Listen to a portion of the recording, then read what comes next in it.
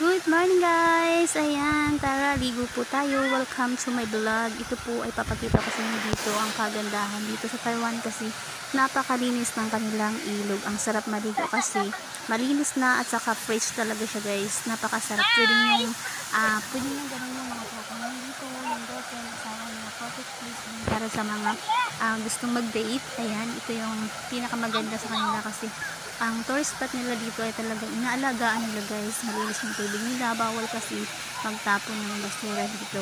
Ayan guys, tapos dito pwede rin kayo mag barbecue. Ayan, madala lang kayo ng pagkain kasi allowed naman dito mag barbecue.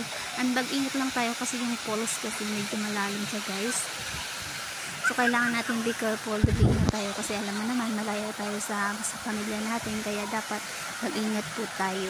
Ayan guys, maraming salamat sa mga nag-subscribe sa akin. Kung nagustuhan niyo po yung aking video, pwede niyo po ako i-subscribe. Ayan, maraming salamat. Good morning po, happy weekend po sa